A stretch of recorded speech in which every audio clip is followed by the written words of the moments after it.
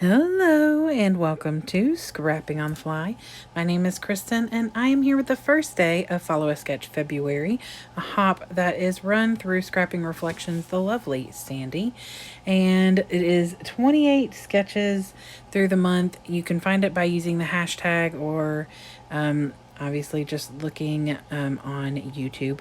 And this one we're going to start off with is, of course, going to be difficult because I cannot stand geometry and all the shapes and math of this, but I'm going to try. I thought I'd cheat in the beginning, but I actually end up kind of sticking with the sketch. So this sketch is actually by Pam Callaghan maybe. I have my circle punches, and this is the only embellishments I pulled out. And really, other than a title, it's about all I'm using, and I don't use that. Sorry. I thought I'd use the Delusion Shimmer Sprays on here, but I don't. Spoiler alert. But I've got the Luna paper pad from Die Cuts with a View. I've got my pictures, some embellishments, and this awesome sketch. So let's see how this goes. So first things first, I've cut the star out on my Cricut. And now is trying to figure out how to make these lovely shapes so that they go straight from the opening on each side of the star. So when I first printed, I wasn't thinking, and I'm just thinking, yeah, I'll just put the corner of my paper and cut it from there. It'll be fine. But the star is wider than a 90-degree angle, which is what your paper is. So sometimes, like, my ADHD does not help me because I think too fast and don't like process. So I got the star cut out and had it sitting out with my pictures. I was ready to get started, and I was like, now how am I going to do this? So I took my ruler, my T-ruler. I lined up the star. I laid the T-ruler down the line of where the star is coming out, and I drew a line with my pencil. And I do that on both. Now, is this perfect pristine and has this perfect little like 1/4-inch edge in between? No. No, it is not. This is far from perfect. But in the end, I'm thrilled with how it turns out, considering what a disaster I was worried it was going to be. So I do the same thing with the next one. I just keep lining things up. Now it gets a little trickier here because things go overlap, and I wasn't thinking and had already pulled everything up. So I kind of have to do a little cutting.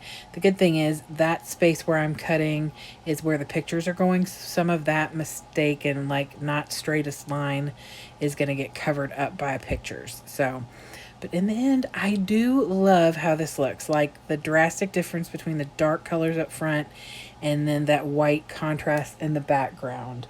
So I am really thrilled. I do matte both my pictures in a very thin white border, and then matte them on the back side of that blue paper with the stars. It's like a pretty deep blue, but since it's going to mostly be on this lighter blue corner over here on the left, that dark blue will stand out, and that white will help lighten up the pictures a little. Even though they're pretty light as it is, I like having a little bit more white on the front of this layout and not just that background. So I take my Creative Memory circle punches, and from the scraps of what I've cut out, I cut all 4 sizes, or punch all 4 sizes of circles out of a few different things, or a few different papers. And then I'm just going to lay them down. No rhyme or reason, as long as I don't want pattern being right next to a pattern, like the same pattern. But, and I definitely want to leave some of those moons and stars on the paper still exposed. So I'm just putting the circles down in different places. I'm going to tuck a few down here in the bottom.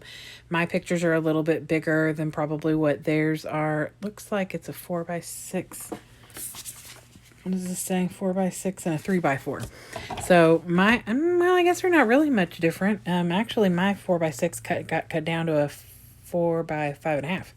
So, but for some reason, there's not as much visible right there. Oh, it's because my picture is a little bit further over to the left, and that's because I wanted that dark paper isn't going to stand out against that black or navy blue paper with the stars on it, that gold stars down at the bottom in the middle. So I put it mostly over that blue, and then I took these stickers that are so old and I just put them all on here. It adds a little bit of a different color. I made sure that it went kind of, everything still stays in that diagonal like it is in the original sketch. As you can see up there, it starts in the top left corner, goes to the bottom right. Mine's going from the top right to the bottom left because I've turned it sideways. But I really don't add a whole lot of anything different other than the circles that I cut out. And then these few little embellishments that I've had since, I don't know which decade. Honestly, it could have come from 19 something. Back in ye olden days. So I get all of this stuff down. I am really happy with the way this is looking. I don't really want to add a whole lot. I do want to put a title on here. And originally I wasn't going to do it on the star because I've got wordy bits on the star and I kind of like that because it's all about stars and night and things like that. So I picked pictures of my sweet little AJ sleeping.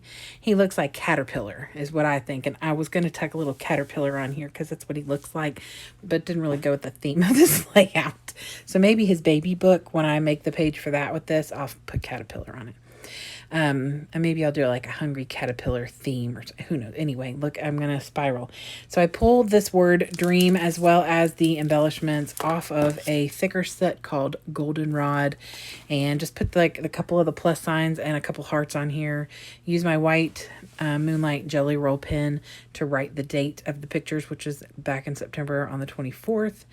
And that is it. Here is that sketch the right way, like the way that it was meant to be. And then of course I turned it to the side. I absolutely love the way this turned out. I'm super excited. My plan is to be here every day in February and to do the follow a sketch layout. There will be days there's 2 videos because I've got Scrap Left Afternoon or Mix It Up Monday, things that have a sketch or a layout or something with it that I can't use this with. But and then the 52 photos, favorite photos or whatever, 52 weeks of 52 photos. Those will also be a little bit different, but that's okay. Hopefully y'all won't get tired of me. But I do hope to be here every day this month. That is the plan. I'm super excited, and thank you, Sandy, for getting this together for us. I hope you'll go and check everybody else out who is following along with Follow a Sketch February. It'll lead us right into 30 Days of Sketches with Christy's Beautiful Life in March, so lots of sketches coming your way. But anyway, I would love it if you give me a thumbs up if you like this video and or my layout, and I would love for you to come back and see me.